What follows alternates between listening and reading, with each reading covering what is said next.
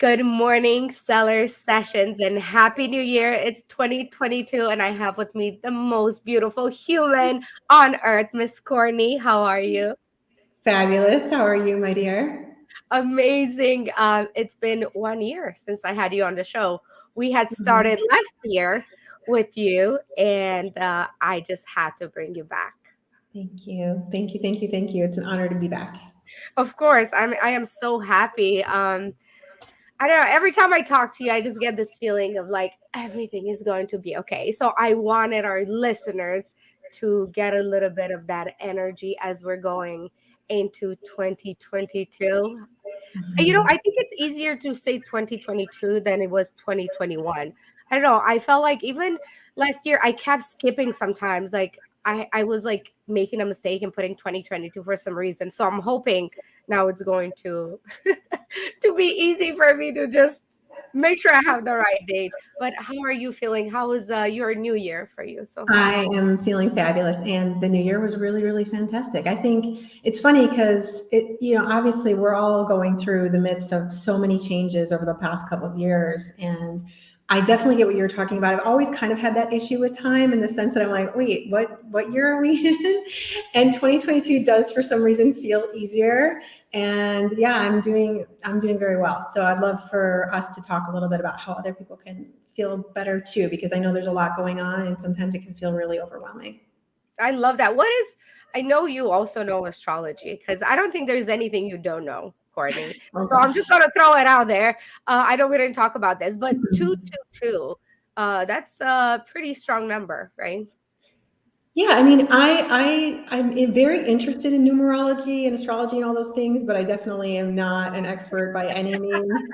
I think there is a lot behind numbers, and definitely people who know about that. I'm always very intrigued. In fact, I was thinking about doing an interview myself of someone that we both know, who's really into numerology and all of that, because there is a potency behind numbers for sure, and I think that even if you take it out of the context. I remember once hearing, I think it was some great investor, someone like Warren Buffett, who said something like, millionaires don't study astrology, billionaires do. Ah, Right. And it's kind of like this idea that we think some of these things are really woo-woo, but the fact is there's so much that we don't control. In fact, we don't really control anything, which is one of the main things I hope we get into on today's podcast, because a lot of people live in this illusion that they need to control things, and it really kind of upsets the balance of life. So isn't that true? Especially for entrepreneurs, because most of our listeners are entrepreneurs, if not all of them. This is definitely, I feel like, I don't even want to say an issue because I don't know, is it an issue? It's just something we all do. We just, we want to be in control. We want to be in control of how much money we make. We want to be in control of the outcome of everything we do. And, I maybe we should start talking about like what are some things that we can let go of control going into this new year, and how that would probably serve us best or better than when we try to control it. I don't want to go into personal because by the way, guys, I know some of you know, but Corny has been my mentor for the past 2 years, and for another year this year, and she has helped me through so much. But that's why I don't want to like give necessarily examples from my own personal experience, but I'm just going to say this: when I try to control things, they don't always go my way, and I find that it's a little easier, and things flow easier when I let go. So, what are your takes on that, Courtney? well, I definitely think for an audience like this and entrepreneurs, and I know people like the both of us, we really struggle with this illusion of control. And it is very much an illusion. And I think that once people start to understand that, if you look at everything else, we talked about the theme of today being faith. And personally, I really love that word, but a lot of people have issues with it, right? So if you have an issue with it and you're listening, just think of it as trust. Okay. So think about this trust or this faith that we have with 99.99999 some odd percent of what is happening in and all around us, right? So if you think about the trillions of biochemical reactions occurring in your body, or you think about the fact that your heart continues to beat, that you continue to breathe in and out all day long, right? All of these kinds of things that are happening for you internally and also externally to you as an individual form of human consciousness, right? All that is happening is something that you know is not in your control. Yes or no, right? We know Yes. that. Like, we don't think, oh my God, I have to beat my heart. I have to make sure that,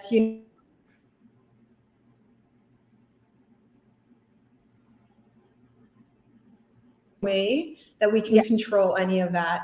And the funny thing is that even though we allow all of that, we allow all that without trying to control, because if we try to control it, oh my God, right, we'd go absolutely crazy. But we don't, right? But yet we apply this kind of almost, really intense control or idea of control, or shall I say again, illusion of control to the rest of our life. And so we think, okay, if it's not like this, then it's wrong.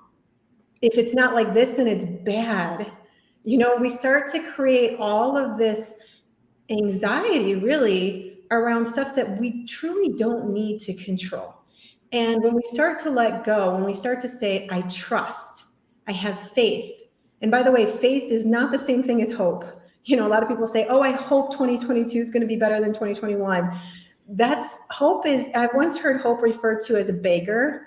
And I think that's a really good way of thinking of hope is like, yeah, I kind of hope something's going to happen. Faith is the same type of thing, or trust is the same type of thing that we have when we say, I'm going to wake up tomorrow. And by the way, we don't even know that. We don't know if we're going to wake up tomorrow. So if we don't know that we're going to wake up tomorrow, but we just assume that we're going to wake up tomorrow, what if in the same way, what if we were able to apply that same sort of mindset, that same sort of heart set to the idea that, you know what, everything is working out for me. That's one of the biggest things that I learned in my journey is to really embrace the idea that it's all working out for me, even though I can't understand why. And I apply this to the small things just as big as to the big things, right? But it took me a while. It took practice. It's not something that is super easy for us. And just the other day, for example, I was running out. I was late for something, and I broke a vase like full of all of this powder or whatever. I think I told you this story, and I literally was like, oh my God. My reaction wasn't what it would have been. I felt like, why was I supposed to break this? This is interesting. Like, I kind of have to stick around here a little bit longer. And I did. And just the way that I felt inside, and then the way that everything was just flowing as a consequence, I think after that kind of mentality really changes things for people. So.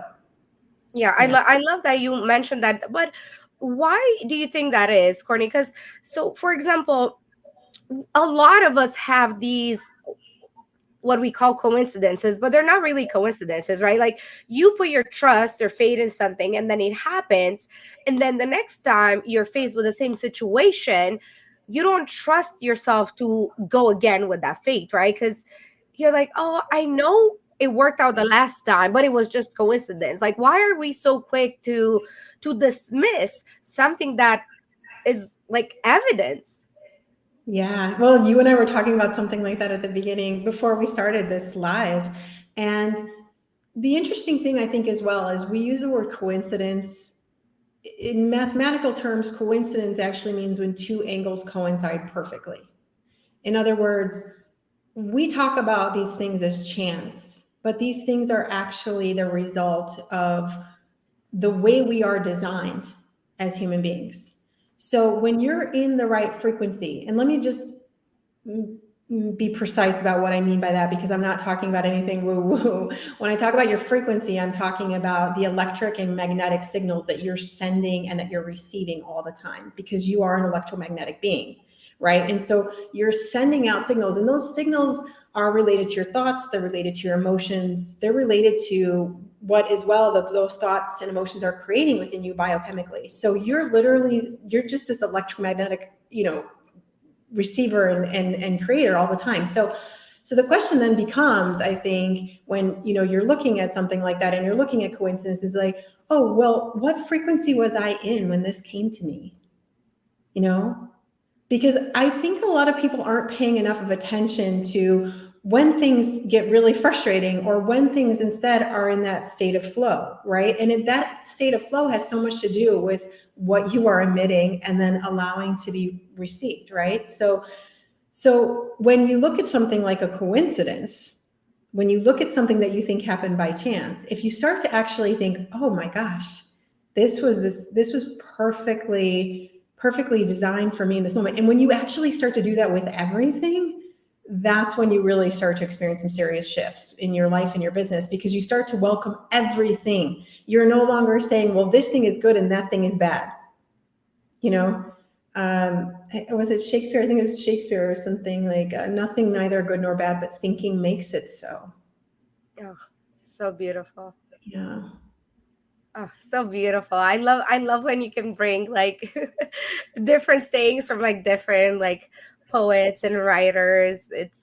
It's like you're speaking from the past. I mean, all these Mhm. people that have lived before us, they were using this almost easier than we do today, Mhm. because I feel like, we're so, even when we talk about like trust and faith, and we almost always have to kind of like say like, okay, I know this sounds woo woo, right? Or we always have to put that little writing, for people to not dismiss it. Whereas before, in the past, like, people were looking at stars, people were looking at astrology, people were looking at, things like this in a very normal way without having to say, oh, this, I know this sounds woo. No, they would go by that. Like that is how like kings and queens sometimes would rule their empire, by drawing tarot cards, so Mhm. what happened? When did we like go from that and like stop believing completely and started like becoming more modern, like more modern in the sense that we don't use that anymore. Like, we only take life very serious.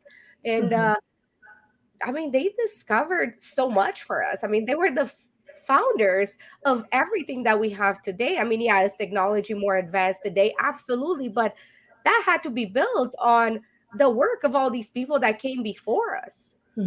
Yeah, the shoulders of giants. Absolutely. Yeah, the shoulders of giants. I love this question because I feel like we often forget that these people who we revere as scientists, like take Einstein, for example, he was a guru before he was a scientist. And he would talk about things like the fact that we were really making a mistake in looking at the rational mind, honoring the rational mind over, for example, the imagination. And he talks so much about this in his work. I mean, he actually cites the imagination as the, how did he put it? The preview of life's coming attractions. So Einstein was talking about your power of imagination being infinitely greater than your rational mind.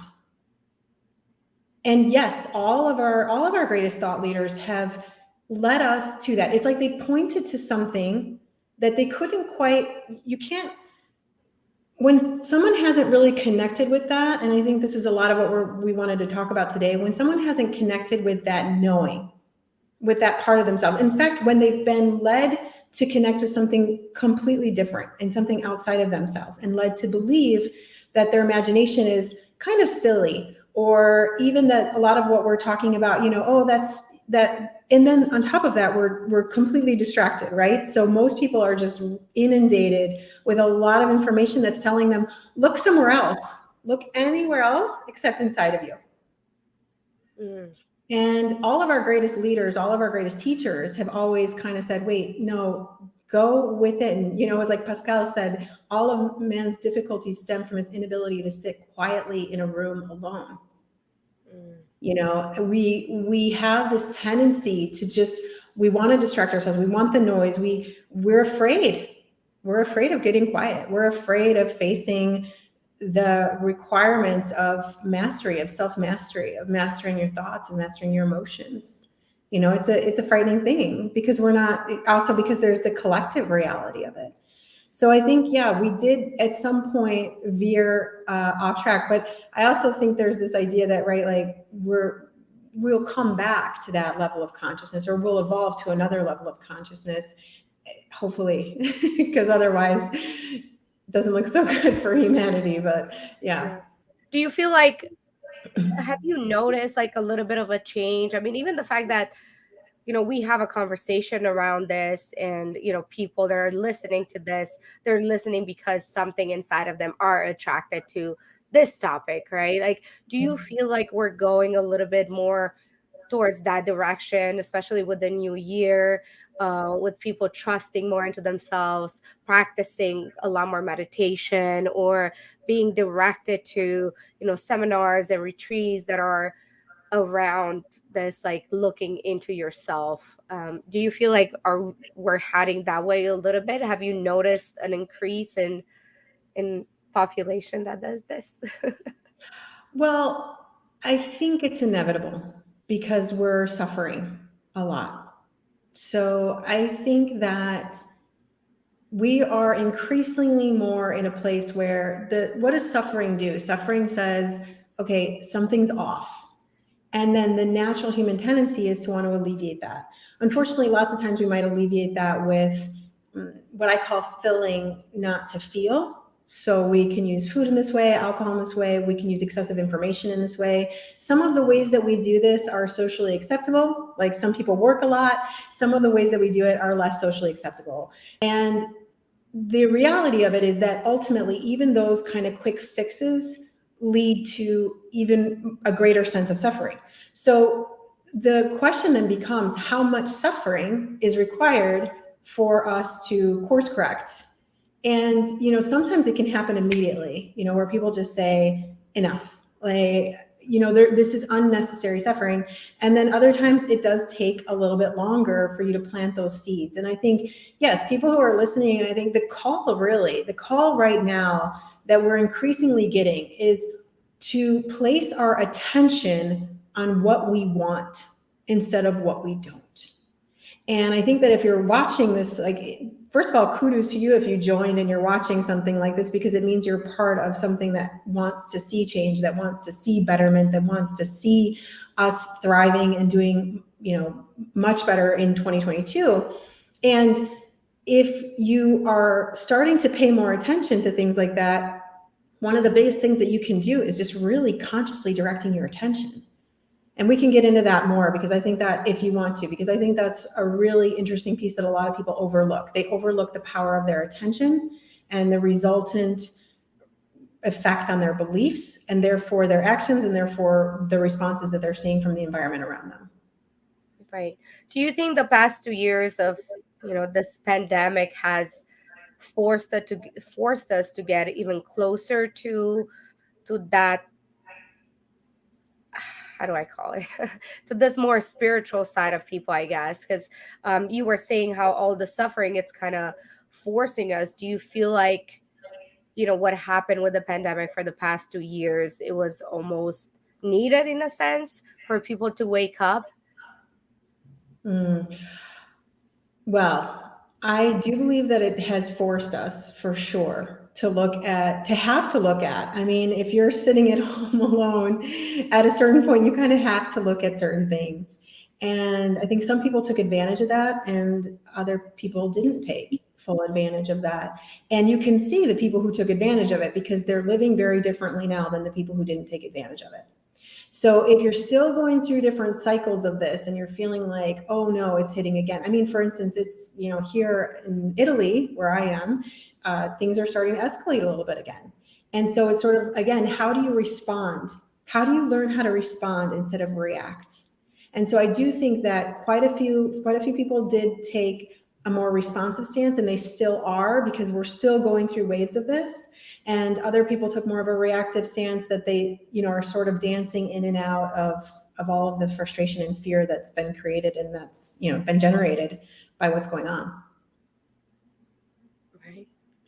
I can see that. And it's definitely very saddening to see that, we still have not been able to come out of this pandemic. I was watching some videos yesterday, and like in Australia, like, some people have started like setting themselves on fire. And I know it's I know it's terrible thing to talk about, but it's also the fact of like, why are we ignoring some of these things? I mean, imagine feeling so depressed and so sad in your life that you want to set yourself on fire to show people that you are in need of help, that you're crying for a change. And um I don't know, I mean, I am very thankful for being in America. It's not as bad here, but growing up in Romania and going through dictatorship and not being allowed to be free, and I feel like that's happening in Australia. And like you said, I mean, I don't know how bad it is in Italy, but when is enough? It's like, I understand. I mean, the pandemic, it's real. I had COVID myself, and but it's like, which one is destroying us more right now? And how can we as a collective raise our vibration and raise our happiness and health level to be able to terminate this? Because in the end, it's up to us. It's not up to the government. Is not, because government and pharmaceutical companies, they will act based on their rules and their SOPs, right? If there's a pandemic, let's create a medication. So in a sense, I understand what they're doing and what they're coming from, but it's up to us to get healthy. And I feel like the other side is, it grew so much. And when I say the other side, like, the government telling us not to do this, not to do that, and the pharmaceutical telling us we need to inject this and inject that. But it's up to us to get healthier. Like, how can we start this year in a way that will set us on a better path than it has last year? And I know it's Mhm. a general question, but Well, it's a fantastic question. And actually, that's one of the things I really love the most. Like, well, no, it's not. It's one of the many, many things, is not the thing I love the most, but it's one of the things I really love about you is the questions you ask. And people don't understand the power of the questions they ask, because the questions you're asking obviously are leading to very, very specific results. Very specific probability outcomes are being generated by the questions that you are asking yourself every day. And most people don't even realize that they're asking themselves the same questions. Like, why is this such a show? Or, all of these questions that basically are, again, generating a response. And, there are multiple ways. I want to actually pull out the science of that so people understand that this isn't just a nice idea. Okay, that you kind of reformulate your questions and it's going to actually change the probability outcomes that you're experiencing. So I'd like to share a little bit of the science. So there's two things in particular that I think would be useful for this audience to understand. One is, in quantum physics, there's the idea that a particle is a wave at the same time.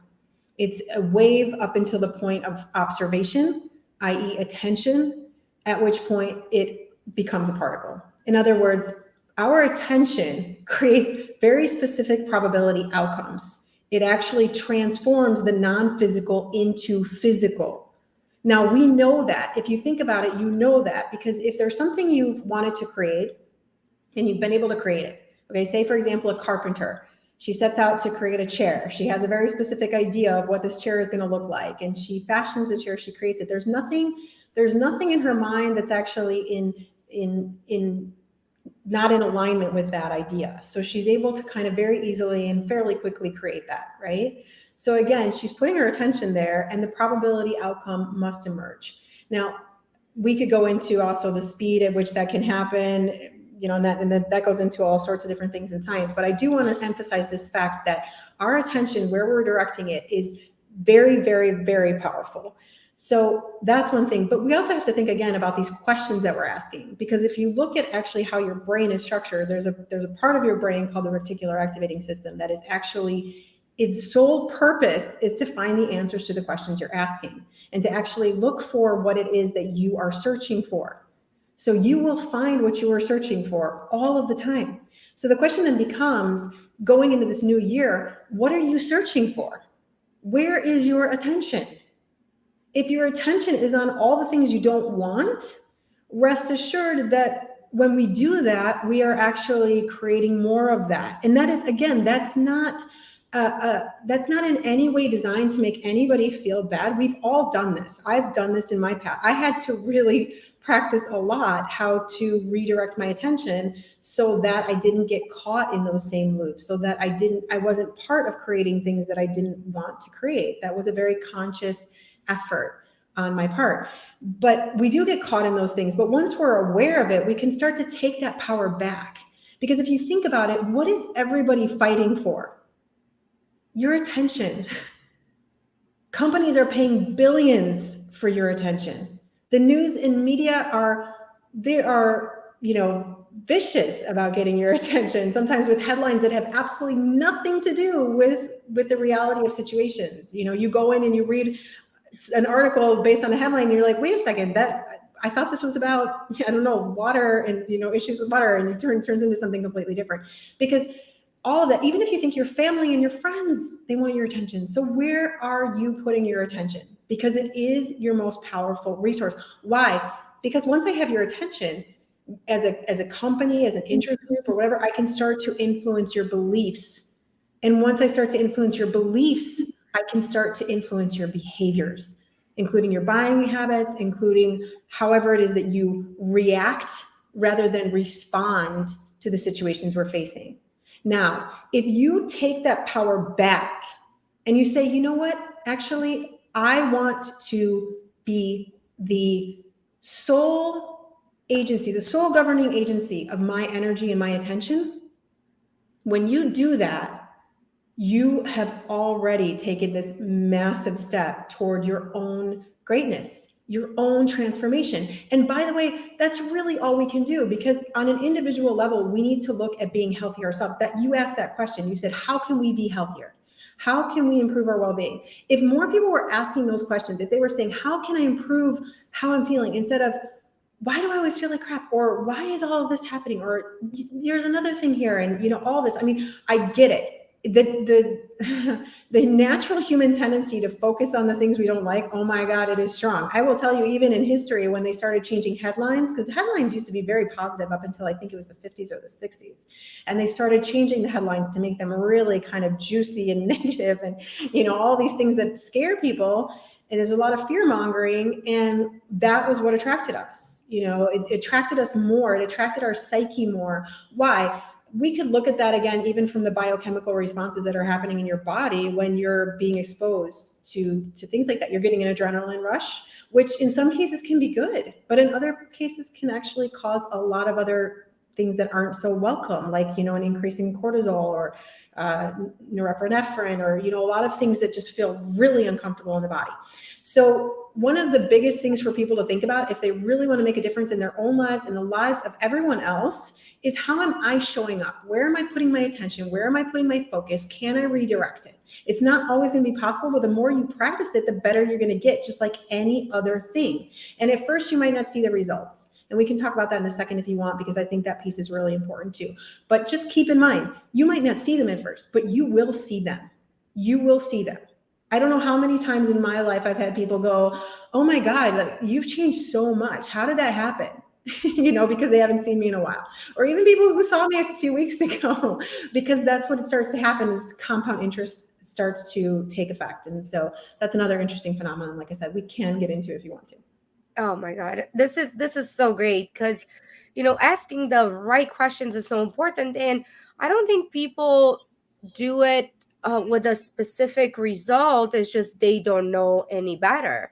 So until I knew better, I was saying, like, why can I not lose weight? Why this? Why do I feel tired all the time? But it was the questions that I was asking myself, because when you ask yourself those questions, you will get that result. Oh, well, you're tired because this and this and this. Like, it doesn't really move you into any direction, into any new direction. So sometimes it's just as easy as asking a different question. Like, what are 3 things that I can do this year to improve my health? Like, that's a lot more specific than, why am I still fat?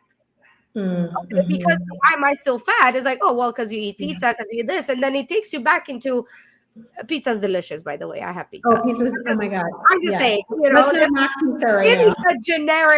the generic response, right? Because I do this and I do this, and it's like it doesn't really give you a result. You're like, okay, well, I do this, and then you start feeling guilty for doing these things, which sends you into another spiral of doing the same thing, staying up late, maybe sleeping in, and then eating like really not so good for you for yourself. And it's like it doesn't really give any result. You just keep going in circle into that. So it definitely, if there's one thing that we could change right now, is like asking different questions. I think if that's the minimum you can do, I would start with that. Hmm. Yeah, and I think also exposing yourself less and less to anything that actually incites fear, anything that incites anger, anything that's, and I'm not saying to not be aware of what's going on, but what I'm saying is be very mindful of when and how you expose yourself and what you're exposing yourself to. And I would definitely say, if you're just getting started with paying more attention to where you put your attention, then be very mindful of, for example, first thing in the morning, last thing at night, you are highly programmable at those times because your brainwave frequencies are in a state where you're much more receptive to information. So a lot of people kind of waking up and going to sleep on their phone, looking at things that are really disturbing, then you've got your whole subconscious and unconscious working on that rather than maybe working on the things that you do want to create. And the other important thing is, let's not beat ourselves up, right? We all fall into that trap of being distracted or of focusing on the wrong things. But just remember, you always get a do-over. You always get a chance. That's the beautiful thing of free will, is you get to decide how to use it every single day and every moment of every day. So if you got distracted for a little bit, okay, then bring yourself back and say, actually, this is what I want. I don't want the default. I don't want the drama. I want the dream. I love that. Yeah, and that's one thing that I am doing this year, and I know you've told me about this for at least a year. Not to look at the phone first thing in the morning. And when I woke up today, I think it was like an hour. I mean, my alarm rang, so I turned that off, but I didn't immediately jump into, checking messages. And I know it's just day one, but it definitely felt a little better, a little bit more relaxed. Because what happens is sometimes, I would open the phone and I would see like a message that wasn't necessarily like pleasant, like maybe something is happening, or I mean, it's not life or that, but still like those little things. And we don't even realize what it does to our subconscious. And then you start your day feeling stressed. You don't even know why you're stressed out. Like you were fine last night. And even reading all these things, we think that, oh, I'm just relaxing, right? Like I'm just taking a moment to relax. Like I've had a long day. I'm just gonna take my phone and be mindless, right? You just scroll Mhm. mindlessly, but really you may be mindless with your conscious part, but your subconscious is like receiving all this information into your brain. Even if you just scroll and you don't even think you notice anything, but your subconscious is so much more aware than our conscious mind. And it's like it's receiving all this information from media that it's not really doing you any good, right? Mhm. And Mhm. it's I mean, again, it's day one, and I'm gonna start doing this because I know this is one thing that I want to do for my health and my Mhm. mental health and health in general. And I know one thing is going to lead into another. And I was thinking yesterday, I'm like, how can I make this year different than last year? Because again, we all tend to make goals. We all tend to say, okay, this year I'm gonna be in the best shape ever. This year I'm going to start that business I I've always wanted to, but we never really do those things. And it's like, so I was asking myself, because obviously from experience, I know I've done that many times. So I'm not taking any examples from other people, just from my life. It's what can I do? What are some things that I can take action on right now that will lead to my better life, my better self, my better whatever you want to do? And for me, is definitely let go of this phone addiction, that I tell myself that is just for relaxing. And how can I, like you were saying about attention, how can I turn that inwards a little bit and see what I can create when my attention only belongs to me? Because Mhm. until now my attention has been diverted to that ad, or this thing, and that sad thing. And then when your attention is directed into all these unpleasant things, you create from that unpleasant Mhm. Yeah. place, and you don't even know you're doing it. You're just gonna say, oh, I just had a bad year, Oh and yeah. you think it's you that has created that, but really it's you have received all this information from all these different places, and now you're starting to live your life based on those things without you even noticing. So I want to change a few things and really experiment, and I already know, I already have the feeling that this is going to work well in my favor.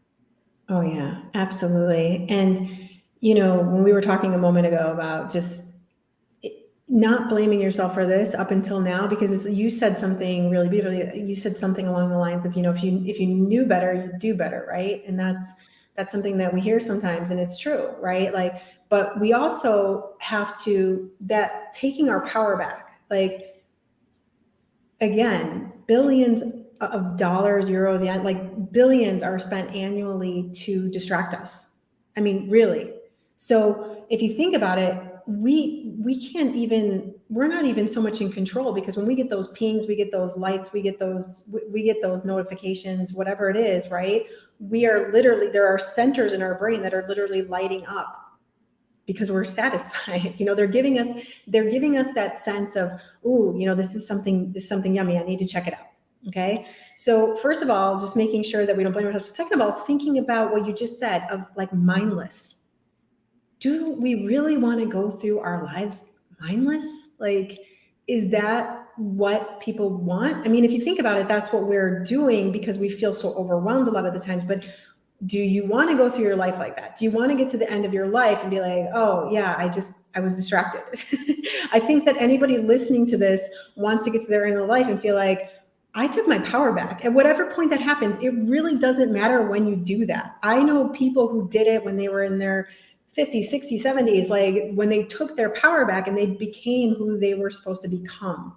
And you can do that at any point. So if you're listening, just being like, hey, actually, I don't want to be mindless. I want to start taking my power back. And then being aware that these things are set up, especially with our phones. They are set up in a way to just keep us wanting to come back for more. So if we want to get off of that, we have to also be mindful about how we are consuming that information, but also just think little things like, I don't have notifications on my phone. I don't get the notifications. I don't get the pings. When I'm talking to someone, I'm with someone, my phone isn't anywhere around. I often joke but it's true that I hide my phone under things and then I can't find it. But I see how I set my environment up to match what it is that I want. I was talking about the soul governing agency, but Einstein talked about the soul governing agency of the particle being the environment, right? Like, set your environment up in ways that actually support you to make these changes. And one of the things I will say is that if you're listening to this, if the only thing you get from this whole thing is to maybe even just start with 5 minutes a day at the beginning of your day, 5 minutes at the end of your day, so you're not freaking out your system, but to start with the things that are important to you rather than what's important to everybody else that's on your device or your email or wherever else. If you only get that, then this podcast will be the greatest investment you made in your time this entire year. Literally, because people just don't understand, again, the power of their attention, where they're placing it, and how much vitality and beauty and joy that they take back into their lives when they start directing it themselves. And I just want to say one last thing, which is, you were talking about, well, it's only the first day. And I want to remind people, because again, this is what stumps so many people, especially in the new year, because they set a goal, they start up for a few days, and then at day 5, day 10, they're just not seeing the returns and they kind of give up. And I talk about a lot about this in my work. I talk about compound interest, applied to these life habits and things. And I think even in one of our previous interviews, I brought up, the one I love about compound interest. But today I want to actually just bring a different example here, which is the Chinese bamboo. Have I ever told you about Chinese bamboo? Do you know anything about Chinese bamboo? I don't know if I've ever shared this. Maybe you have. But anyway, Chinese bamboo, the way it works is like you plant the seed, right? And you wait 4 or 5 years watering the seed, tending to this seed, tending to the soil, and you don't see anything. 4 to 5 years you wait and you don't see anything. But when that bamboo starts to sprout, it can grow up to 90 feet in less than 5 weeks. And people just don't understand that what we're talking about, even if you start with small investments, micro investments, micro dosing in the best possible way. If you start with that, these micro doses of things that are important to you, really paying attention to them and doing them, I'm not even saying you won't have to wait 4 or 5 years. You will see a dramatic change in your life within months, not maybe sometimes even less, because you're actually signaling your brain and your body in different ways. And then your brain and your body are signaling your environment in different ways. And it's a co-creative process. Yes. Oh, that's so good. And I love what you talked about willpower, because, setting your environment in such a way that it will make it easier for you, because it's like, never having run in your life. And then you're like, okay, Monday I'm going to be a runner. And you try to run like 3 miles, you're going to feel really, really bad. It doesn't work like that. So our willpower is not enough. It's not enough because it has been weakened. It has been weakened with a lot of work, with a lot of attention grabber from this and that and that. And we have to understand that, we are weak at this point, just like, when you're not in shape and you can't be in shape tomorrow after an hour in the gym. So we have to actually recognize that and say, okay, that's fine, instead of beating ourselves up and, making ourselves feel bad for never having worked out. Make your environment to make it easier for you. So if you're always on your phone, maybe one thing you can do is, and you told me this many times, like, put your phone away, put it in another room to make it easier. Because my willpower, even though I say, okay, tomorrow I'm not going to look at my phone, but when you're in that state, like you said, very programmable, right? Like we're very swayed to do things like we have before. If you decide to wake up at 4 in the morning, even though your wake up time is 10, usually it's going to be very hard when that alarm rings. So first thing you're going to do is like, you know what, I'll just do it tomorrow, because you have been used to doing things a certain way.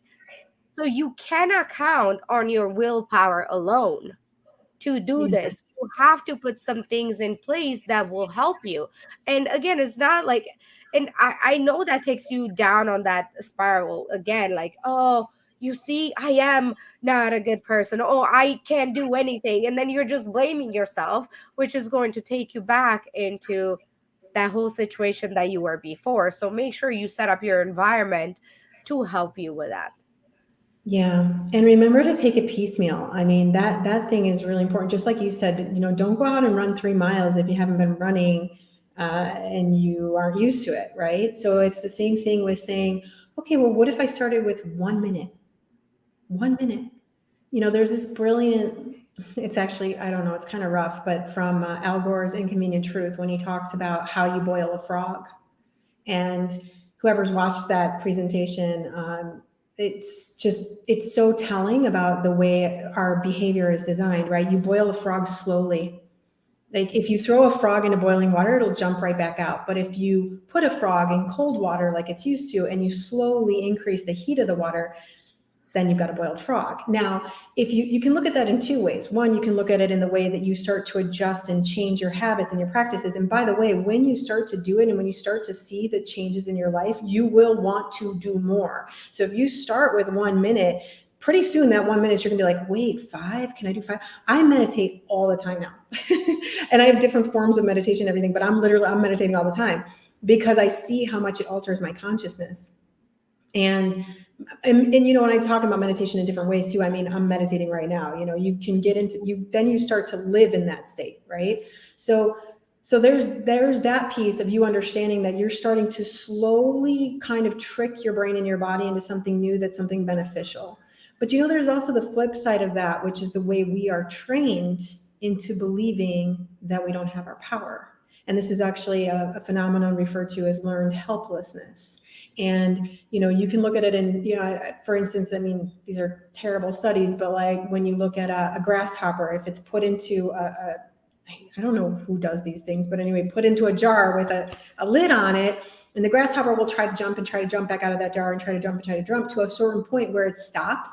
And if you remove the lid when it's stopped for a while, stop trying, it won't try again. It just won't try again. It's like the same thing with an elephant. They say when it's brought into a circus or something, it's brought in when it's really little, it's tied up. And so it doesn't have the strength at that point to free itself. It tries and tries and tries, but it can't free itself. And then it becomes this massive animal. It doesn't free itself anymore. Now we can look a little bit about what's going on in human consciousness right now. Like, how much are we being influenced to believe that we don't have power? We can't do anything. We can't affect the situation. We can't change things.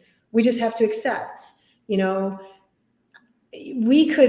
We could go more into this, but I just want people listening and watching to just think for a moment, where have I given my power away and how can I take it back? And when you look at your environment, because lots of people say, well, but the environment is that. So how do I set my environment up? Like, I'm in an environment of fear.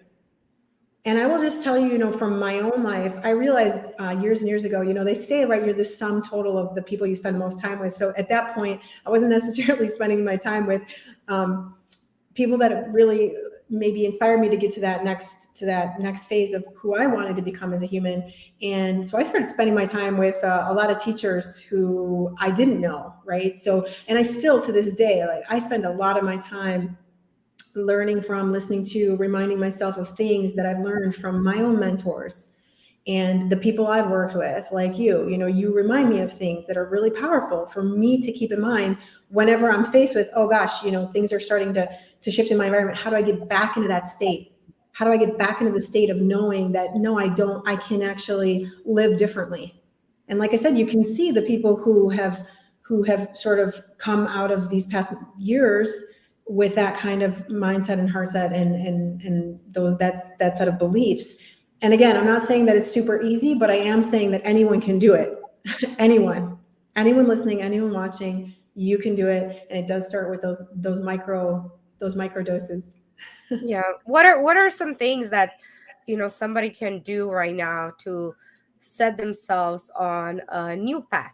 I'm not gonna call it different. We'll just say, let's try something new this year. What are some things that we can do this year that are new, that would take us to that place that we want to be? Well, I definitely think we've covered some big ones. We've covered the issues with how you're receiving information, when you're receiving information, what kind of information, to kind of start to safeguard yourself around some of that, because that piece is huge. And the more you start to sort of just get back into using that time differently, like, what do I actually want? What do I want? What do I want for myself? If I could choose, which we can. But if you're in a position, because sometimes we feel like we can't, sometimes we feel like we have no choice, but we do have a choice, and that is our free will. So thinking about, okay, how would I direct my free will if I could, and what would I do differently? And so that in and of it, like, just those pieces of saying, okay, if I could choose, and then saying, well, what if I start to choose a little bit at a time? And then I think one of the biggest things as well is just really getting quiet. Again, a lot of people think this is so simple, but just really focusing on even something as simple as your breath, but is actually, it's the simplest and actually the kind of one of the most profound things, because if you think about it, I mean, what can we not go without for very long at all? We can go without water for quite a while. We can go without food for quite a while. Can't go without our breath for long at all. So if you think about something breathing you, what is that? What is that that's breathing you? What is it that is taking care of everything else? Because if you think about it, there is a force, and that. Again, going back to the very beginning of this interview, there is a force that is actually looking out for you all the time. So the more you actually connect to that force, and the more you connect to the faith that force is actually working for you, the more you're going to start to just feel like, lots of times, even regardless of what's going on around you, you're going to start to feel like, oh my God, it's okay. You know what you said at the beginning of the interview, like, it's all going to be okay. And that starts from you. That starts within you. You know, that's right. I talked about my first book. The title of it is Change Starts Within You, because the important thing for people to start to understand is really that you can connect to joy. You can connect to peace. You can connect to harmony. You can connect to the most magnificent pharmaceutical capacity in the world right here, like inside. Right. We have that right there. And again, it's like, where do you hide something? You hide it in plain sight. You hide in plain sight is where people aren't going to look. But if you know this and you start looking and you start putting your attention on that, you will start to see some real transformation in your life within a very short period of time. I love this so much because it does only take a little bit. And I feel like, doing that one little thing, instead of making a list of like, okay, these are 20 things I want to do this year, maybe start with this one small thing, whether it's, waking up 5 minutes earlier, or, I don't like waking up early. So that's a terrible example for me. But, when you wake up, maybe not look at your phone for the first 5 minutes or 10 minutes. And a lot of people, Cortney, they say, I don't know how to meditate. And that was one of my issues too. And I think we're putting so much pressure on the word meditation that people are running away from it. So I think, just like you said, maybe sometimes just being aware of your breath and just being really present in the moment, that's also meditation. Going for a walk, that's meditation. Listening to a song that really captivates you, where you're actually paying attention to it, that is meditation. Because I feel like a lot of people are running away from it, thinking, oh my God, I have to sit like this for the next hour, and I can't sit like this. And people say to me, I'm just not good at meditation. And I recognize that, because I used to say that, but now I realize that just closing your eyes and being really present, meaning, okay, I am here, I'm sitting on this chair, I can feel my body, it's pretty warm, I feel like this, like just giving that attention back on you, even for like a minute, is going to make a difference. So it's not as hard as we tend ourselves to think that it is. It's much easier. Like, and with everything. And starting a business is much easier than we actually think. Starting this is much easier than we think. Like, we just make it so big in our head, enough to put us away from it. Mm-hmm. Yeah. And, it's not so much that it's hard, it's that it is scary as hell. I mean, it is the scariest thing in the world to face the unknown. And if you think about the pandemic, what has it done? I mean, it's forced us to say, we actually don't have all this control that we thought. We actually do have to face the fact that it is all unknown and it can change at any second. And that's frightening. But the irony is that the more you actually get really hyper present, like you're talking about, and you connect with that unknown, you connect with the unknown. The more you do that, the more you fall in love with it. You fall in love with it. You can't get enough of it. Seriously, you just can't. And that is, you're right about something else. You're right about a lot of things, but you're right about what you just said in the meditation, when you say, like, we have a really erroneous idea of what meditation means in the West. It's not necessarily sitting cross-legged and holding a mudra. Meditation is truly being with what you're with. I think that's one of the reasons why, in my own life, why I've had some of the successes I've had, is because I'm with it. I'm with it. And when you're with that source energy, or however you want to call it, when you're really, really with it, when you're with the unknown, and you say, you know what, I welcome you. Like, you're exciting. I wake up every day and I'm like, oh my God, what's going to happen today? I mean, I feel like a little kid, because I wake up and I'm like, I have no idea what's going to happen today. I've got some ideas. I got some things that I'm excited and I'm jazzed about, but I don't know what's going to happen. And like I said, we don't know if we're going to wake up tomorrow. So we might as well live today to the fullest. And I'll tell you, if you knew that you weren't going to wake up tomorrow, I doubt that you would be, spending all day on your cell phone, because you'd be like, actually, no, maybe I want to do this or this other thing. And I do an exercise with people sometimes where I'm just like, hey, let's look at that. Let's look at the longevity of your life. I mean, you don't know. So just imagine that it is your last year. What are some of the things you haven't done? What are some of the things you haven't said? Who are some of the people that you haven't reached out to? What are some of the things that you were so afraid that you didn't do them because you were so afraid how people would perceive you, or what would happen if you failed? Well, guess what? Anybody you're looking at with any kind of regard is someone who has failed over and over and over and over and over and over again. And it wasn't the fall, but it was how they continue to rise that defined them. So if you can actually realize that, the crazy thing is people think, well, I'm going to play it safe. So I'm not going to do the thing I think I need to do. I'm not going to be who I know I need to be because I'm going to play it safe over here. Well, guess what? Playing it safe is the most unsafe thing you can do, because you get to the end of your life and you're like, holy crap, what was that? I missed all of that. And you don't need to. And you can start right now to say, you know what, forget it. Forget that. That is not, I don't have to follow that anymore, including that I don't have to necessarily agree with everything that's going on. I can actually speak up. I can actually do something different. And by the way, the more you get present, the more you focus on how to really just merge with that sense of the unknown, of that space, of that expansiveness. You are not your body. You are not your mind. You are something much, much, much greater. So the more you're able to connect with that power, even how scary it can feel sometimes, the more you're going to realize, oh my God, this is a playground. I get to actually have some fun. And for some people, that's going to sound like way off in left field right now. I get it, because I've been there too.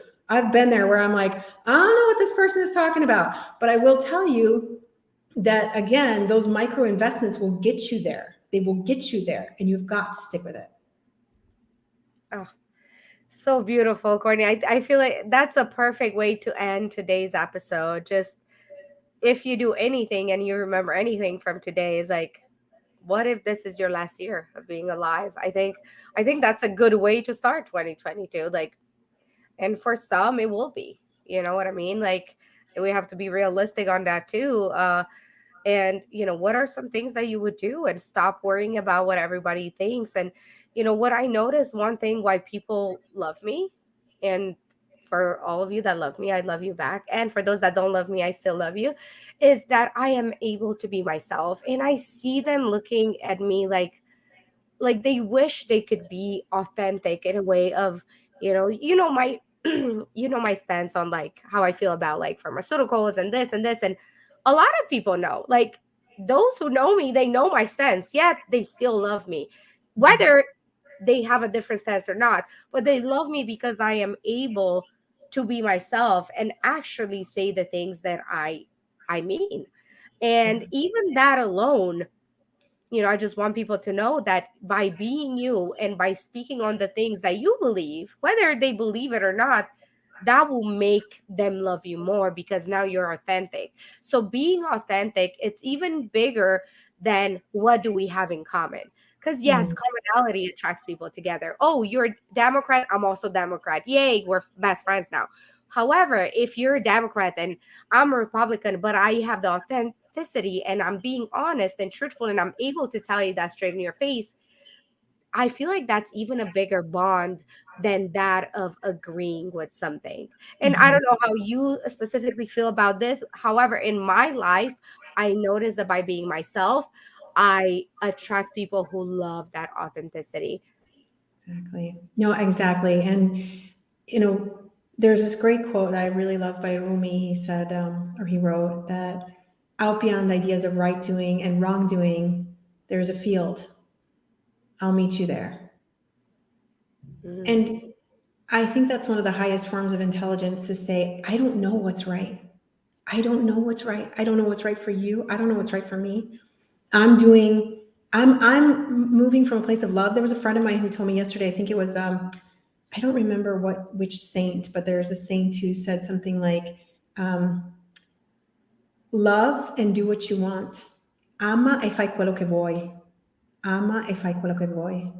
Love and do what you want. It's like love, spread the joy as much as you can. If you can't in that moment, then get back to a place where you can, get yourself in the state where you can, and then do what you know you need to do as an individual form of human consciousness, because we need as many of us as possible doing that right now. So and that does mean being you, because that's the gift that you bring and no one else can. So yeah. Beautiful. Thank you, Cortney, so much. Thank you. Thank For you. for those listening, we're going to have Cortney next week and the following one, because it's, she has so much wisdom and so many things she can share with us. And um, I think this will be a good start for not though just the listeners, but for me as well. So selfishly, I will ask Courtney to join us again next week, for actually the next 2 weeks. So please check in with us and come and watch us live next Monday on Seller Sessions. Courtney, you are so amazing and I love you so much. And thank you again for today. I love you too. Thank you so much to everyone who tuned in, and I can't wait to see you again. Bye bye.